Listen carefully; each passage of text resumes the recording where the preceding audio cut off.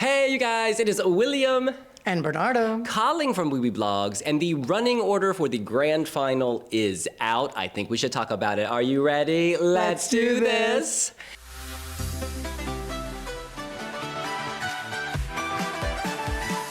Just so you know, the host country, Switzerland, previously drew 19th position, and then the other qualifiers and performers, they had to have a draw after the semifinals. They were either assigned to the first half, or the second half, or producer's choice, where producers could put them anywhere they wanted.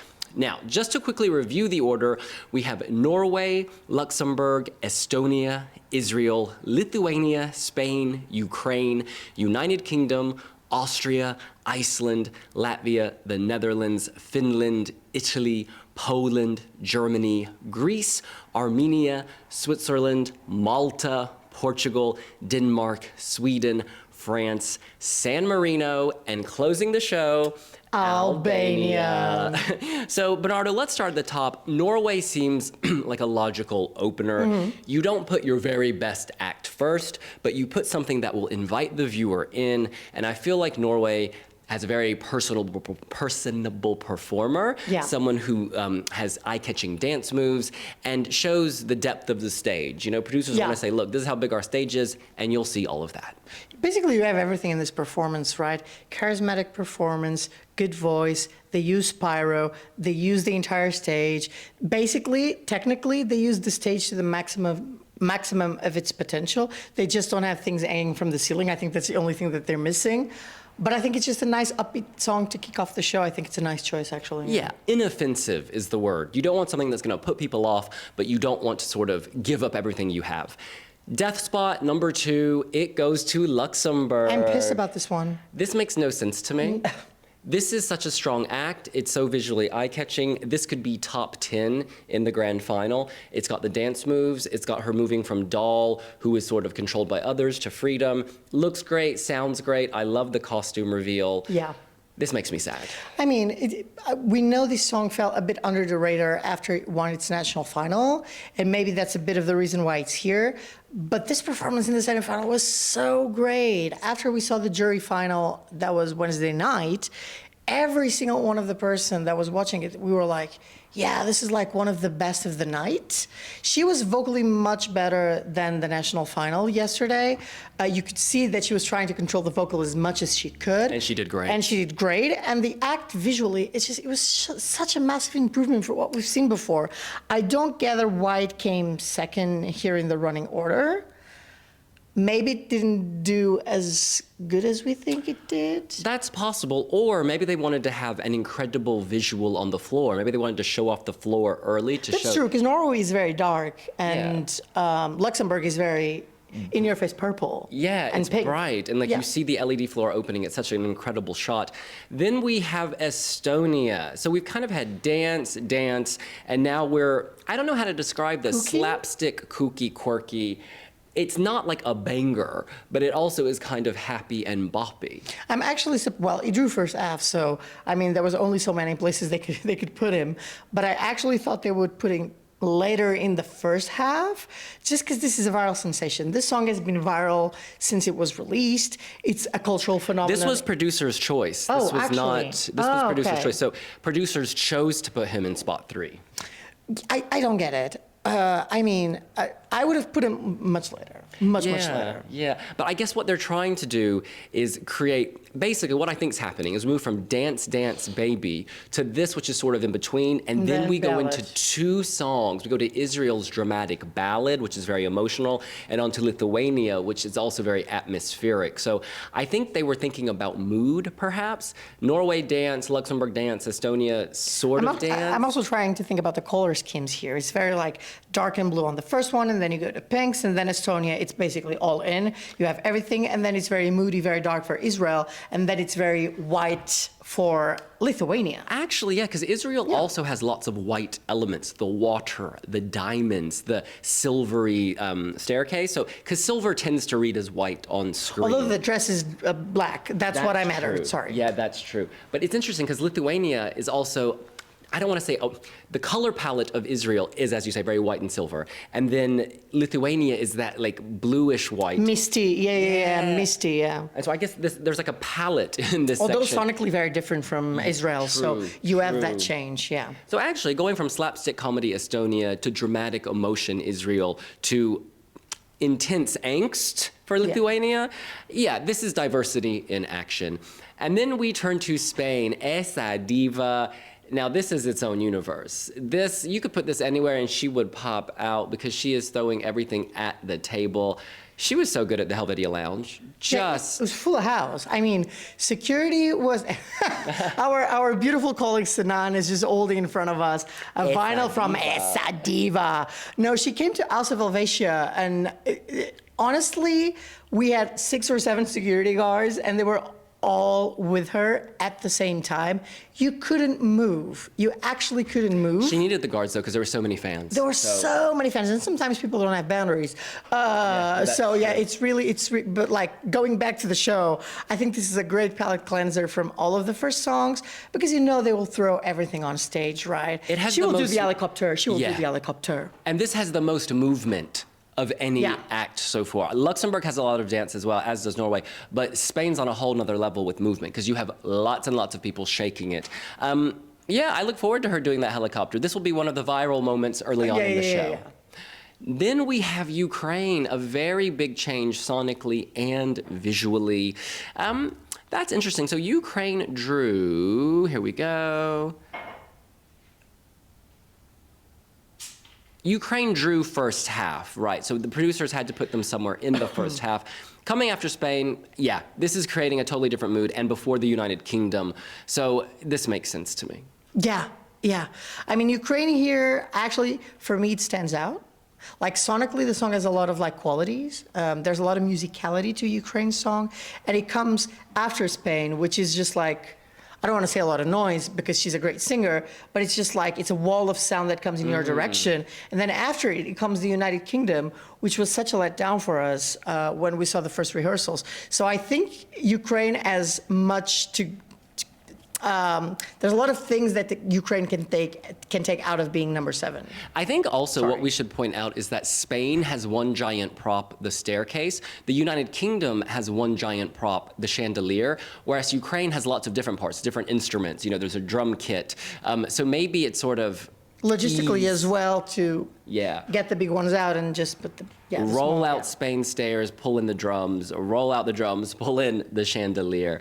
The United Kingdom, to me, the stage felt a little empty. It just, I don't know, it's funny, there is a big chandelier, but the stage just feels empty. I think the girls make good use of it. These women can move, and I do love when they're walking down the runway. That's very nice. I just wish there was more going on. I think, like, what struck me the most about this act is that everything felt very rehearsed. So it didn't gel as well, I think they would hope. Because every time I looked at it, it was like, and now they will look to the right. Yeah. And now they will look to the left because the camera is waiting there. And now they will look to the front. And then the chandelier doesn't look as... It looks a bit cheap to me, to be honest with you. I don't know, there's just a Blackpool feel to it. It's quite fun, but yeah. Do you think it's competitive? No. I worry that this will be bottom 5, and I worry that there's 0 points. Oh, God. But we will see. We will see. Yeah. But what I think is interesting is that Austria comes after the United Kingdom. And Austria, of course, is black and white. Now, Austria drew first half, and the United Kingdom was producer's choice. So I think the color of the UK, the beautiful pastels, the bright chandelier, that will contrast very nicely with Austria. You know, there's a very different visual pattern there. It is black and white. Black and white is very risky. It's very dangerous. And I'm really hoping that people will allow themselves to fall into this because it's very emotional. And that sea storm is intense. I love the little paper boat that seems to magically float across the screen. I think visually this is stunning. It's very cinematic. Much to the likes of Switzerland, Austria has gone for a full cinematic experience. And I think in this set of the running order, it also contracts nicely with the country that comes after, which is Iceland. So it's just like, it's just sweetly, it's a sweet spot for them. Like before, which country comes before? This is the United Kingdom that we already discussed, which is very colorful, pastel, and then it just comes the party with the silvers and the boats and everything, which is like There's also a boat in Austria. But thematically, it's very, very different. One feels very iHeart, and one feels party. So I think, yeah, it's a nice contrast. Yeah. This is the boating section. Yeah, the boating section. Maritime enthusiast, you will enjoy. I do love the silver of Iceland. I think the silver is so cute. And also the Minecraft images they have, those pops of color, the fish, the octopus flying at the screen. That looks very nice.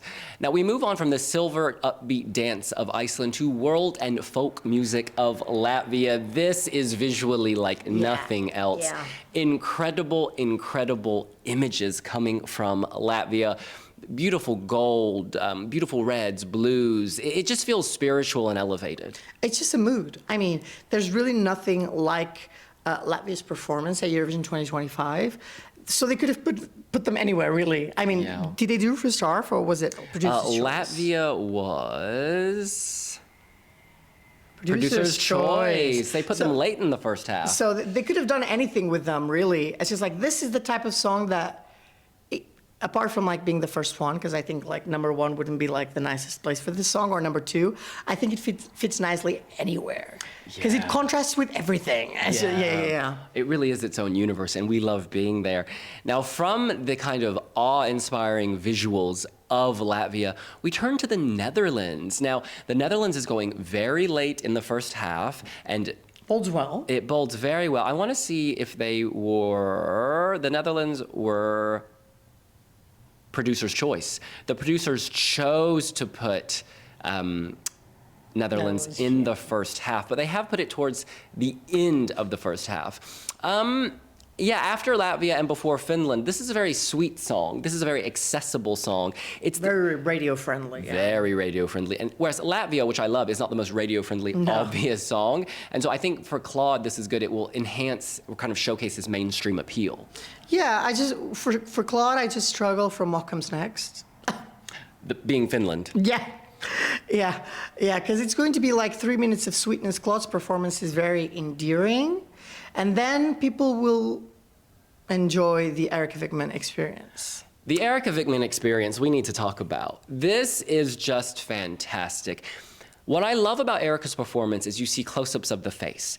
Everyone else has a lot going on, right? Dancers, visuals, colors. Her performance is basically black and white, a mic stand, and her. And so you feel a connection. And then the big mic girl. Yeah, the big mic, but by then you're so committed to Erica. Exactly. Yeah. It just fits. It's like they've made a connection with the artist as opposed to losing the artist in a sea of all sorts of stuff. And it's just very powerful. The vocals on point, the presence is on point. I think in this first half, like scrolling through, she has perhaps the strongest presence. Yeah. Do you know what I mean? Like, she's like, I'm here, this is my show, my moment. Yeah, I think this is brilliant. I was a bit scared after I saw the first couple of rehearsals because I didn't feel like she was giving all of her energy. But yesterday, oh my God. She knows when to eat and when to fast. She served everything that she needed to serve. She ate that stage. She closed the show with a bang. Like you said yesterday, I think she might have won the semifinal. I think that there was like strong competition with Israel in that regard, but I think she might have like pushed through like Baby Lasagna did last year. Yeah, I'm just like, there's really nothing bad to say about this song. Anywhere else it would come, it would be nice, but closing the first half, it's such a sweet spot. It's such a sweet. She drew first half, right? Let's see. First half. No. No, yeah, there we go. Yes, she drew first half. And she was bound for it. And producers chose to put her last. Now, the reason we say producers chose to put her last is if you think about it, producers are forced within these halves to work with what they've got. And they typically want to save the good acts for later. Karia performed 13th. Karia performed 13th, and he, of course, came second. So it's a very good sign. That suggests to us that she may have won her semifinal. Yeah. She may have won her semifinal. They put her on well after JJ, because Austria is in 9th position in this half. So, yeah. Although I must say, Salvador Sobral won Eurovision Song Contest, I believe, from 6th or 9th. Yeah, you can win from early. Måns Zelmerlöw won from early as well, from the first half. So, in any case, we move on. Number 14 is Italy. And this is so fascinating. Italy has been under the radar for quite some time. This was the producer's choice. They chose to put him immediately after Erica Wigman and opening the second half. Now, I think the contrast between him and Erica helps him. If you're the type of voter who goes for emotional, thoughtful, sensitive, this is what you want, and those feelings will be enhanced by coming after Erica Vickman standing on a massive microphone that's shooting sparks. Again, a lot of noise. After Finland comes the musicality. The most beautiful language in the world, Italian for me. When sang, Italian is the best language in the world. It's just, it tones down in such a meaningful way. And he's an artist. He's not even a singer. He's an artist. So you'll know it will cater to the juries. So it will bring the temperature down a little bit. Yes. To start the second half, and then we move to another bang. So it's just like it's like a wave. It's like a wave. Like for television, this is great television. When you have like a bang after bang, it's like it's too much. It's exhausting. It's exhausting, and we saw that on the first semifinal, and then the slower songs ended up pushing through and carrying through the grand final. Having Germany here between Poland and Finland is chef's kiss. Italy between Finland and Poland. Yes. Poland is very interesting. Poland is sort of ethno-bop, is that fair to say? It has elements, There's a lot of personality. So much charisma, so much character, a lot of movement. It's a complete contrast to Italy. Italy is sort of not static, but he stands in place for the most part. And then he moves towards the end and kind of stands next to his fellow singer. Whereas this has a dragon, this has explosions, this has aerobics. Poland has so much going on. You could really put Poland anywhere and it was going to pop out because it's such a unique flavor. But I think coming after Italy, that's a great transition. Is it producer's choice as well? I was curious if it is producer's choice. Yes, this was producer's choice. Oh. So I think they wanted to give Italy to be the breathing room between two intense numbers in Finland and Poland, but also this helps showcase Poland because we go to Warriors, we go to Mother of Earth. I think it's really good for Poland, actually. And then from Poland, we have Germany, Baller. So it's upbeat, yes, but it's like sexy. It's more, I would say more explicitly sort of, we're sensual, we're Germany, we're gonna slay, we're at the club. Yeah, we go from Mother Earth to the club. Yeah, celebrating nature to celebrating long nights. Exactly. I think this is a great spot for them, honestly. They drew second half, I believe. Or was it producers? Germany drew second half, indeed. Second half. So they come early-ish in the second half. But still, a great palate cleanser from Poland, which is very I love that. I absolutely love that moment. And then we go to something more, I would say, accessible to the masses. Yeah. Which is great for them. Yeah. And also visually, Poland there's a lot of. It's quite bright, isn't it? Would you say? The reds and the oranges. Yeah. And then Germany is quite dark in a way. Exactly. It's the grays and the blacks and the blues. And then we go to Greece, which again, this is probably one of the biggest sonic changes. This whole section, this is where people who watch Eurovision sometimes start to get bored, right? This midsection. And so I think here all the back and forth is to keep people awake because it's whiplash, right? Finland, Italy, Poland, Germany, and then back Greece. And then Armenia.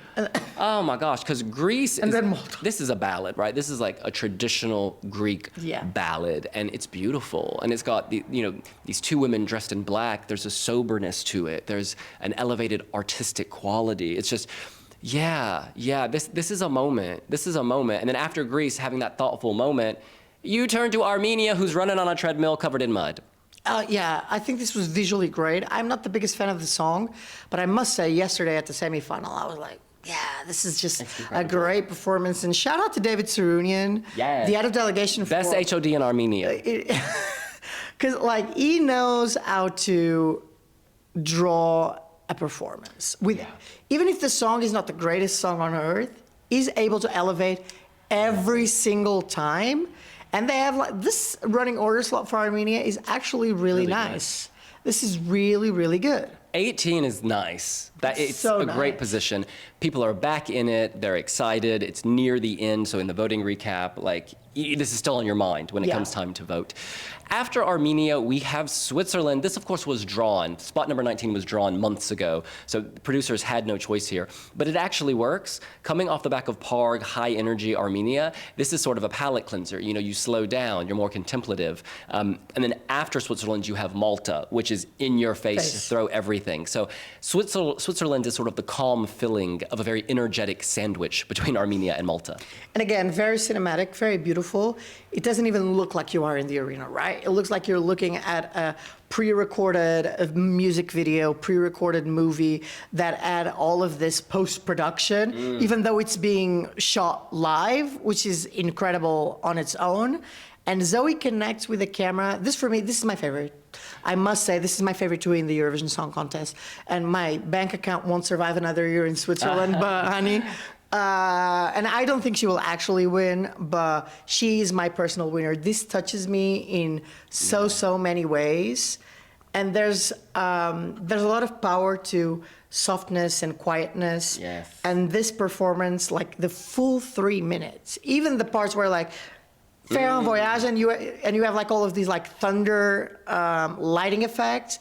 Even on those moments, I didn't lose the connection with the song, and it really gave me the goozies. Yeah. He got the goozies, and we turned. By the way, it sort of looks like she's in space at certain moments because it's all black. She feels like she's floating. She's sitting all the time, but it feels like she's floating. Brought to you by SpaceX and Katy Perry. Not also Salvation.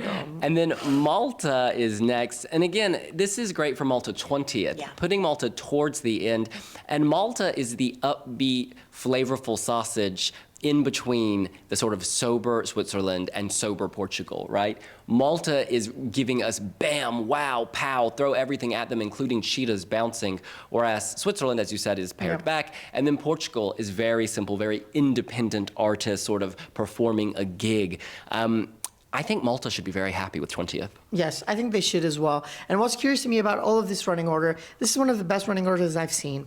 Like in terms of sonically speaking, you could take all, for example, you could say like Malta is in a great place, but you can also say that Switzerland is in a great place, or Greece is in a great place, or Germany is in a great place. There's no song here that you can say, oh, the producers did them dirty to put them here, because like sonically they're all paired together in trios that make a lot of sense. But Malta coming in last, I don't want to diverge from. It's so funny. What you've said, though, the only sort of consistently sober or serious section would be Israel, Lithuania, and that comes early because those are both emotional songs back to back. And after that, it's just like... That's why you need Spain, because Spain is so boom, it sort of clears the air. And then it's just a very nice running order. It's just a very nice running order. And Malta, I don't know actually how she's going to do, but I think they qualified to the final, and that was like, let's take that out of the way. That's huge for Malta. Yeah, that's huge for Malta because they don't have a lot of neighbors, and they usually struggle with televote-only semifinals. So I'm really happy that they're here. I'm happy that they're late. The producers know that this needed to come late.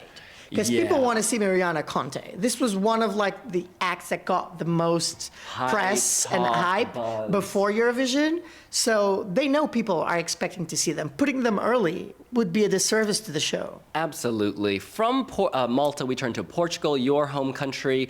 Again, very good for them because after Portugal, we have Denmark's Cecil, who blows it out of the park. Her palette is very blue and with a little pink and purple. Whereas Portugal's colors, how would you describe them? It starts with the sunrise, so I would say it's very much in the oranges. You also have a little bit of blue, but it's very warm colors. And then Denmark, it's very cold. It's very cold and gay. This is the LGBTQ party anthem. I say that with love. So this is like, after, I'm not saying Portugal's going to put people to sleep, but after something very calming, you have something that wakes you back up. I must say, Portugal being here, of course, we drew second half, so we were bound to be on, but they could have put us early, and they did not, which is great that they put us late. And Portugal's like Napa.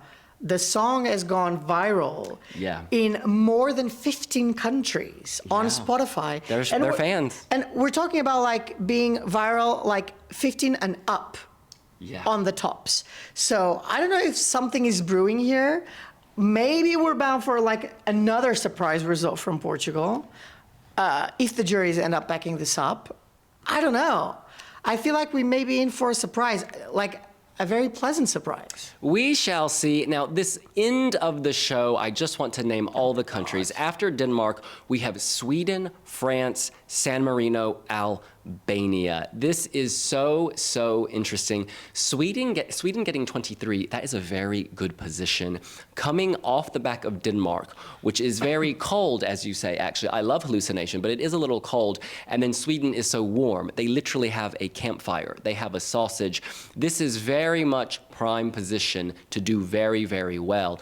I do wonder, are they setting up a showdown between Sweden and France, putting two of the bookies' favorites one after the other? Sweden, the party anthem, you know, the song that has been viral for months, and then France, the emotional ballad, one of the few emotional ballads with some fantastic staging right after that. I mean, I don't even know what to say. I think after looking at this running order and without knowing the results of the semis, I would think this is like it's Sweden v France v Albania. And maybe v Finland. Now, we will come to Albania, but let's just quickly address San Marino. San Marino had to go somewhere, right? And it seems to me that because this was producer's choice. But I think this is a great party closer, actually. Yeah, they wanted something. They wanted something at the end to get people bopping. There's a lot of pyro. There's a lot of things. There's a lot of everything, really. I was surprised that this made through to the grand final. But it makes all the sense in the world to come here. I would actually put them last, and I would put Albania after France, because I would love to see the three of them. Yeah, we should point out, countries that have performed last have not done well in recent years. However, the fact that Albania went last, I take that as a compliment. It's like saying you are good enough to close the show. Yeah. It's like they know, I think producers must know that lots of people love Albania this year, and there's a lot of hype for Albania, so viewers will stick around to watch Albania. I think it's a huge honor for them. And I think visually, it's just nice, after all the noise we've seen, after all the acts, all the explosions, after the Tutta l'Italia dance, Beatrice, she's just gonna walk out and do her thing. She's vibing. Even though you have Cola looking at you straight in the face, and you're thinking, is he gonna murder me? But there's like a duality to this performance that is very much incredible to see, both visually on stage, vocally between both of them, and then sonically in every single part of the song. I think this is a very well constructed song. I think it nods to Albanian culture in a very intense and great way.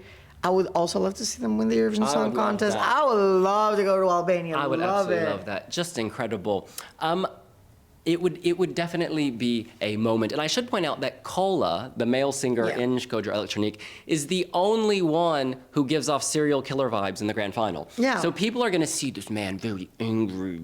And that's kind of exciting. It'll be a different flavor. And then she will come and she will be like, I'm a fairy. I'm the Albanian fairy. Because she's so great. Yeah. She's so charismatic. She's so great. She's just fantastic. Well, look, we have got to go to the House of Helvetia. So we're going to say goodbye. That's what we think. What do you think? Which artists benefit the most from this running order? Who has been buried and who has made your heart break? Let us know here on WeBlogs. Don't forget to leave some comments down below. We would love to hear your thoughts on the grand final running order. Don't forget to click on the subscribe button as well. Click on that notification bell.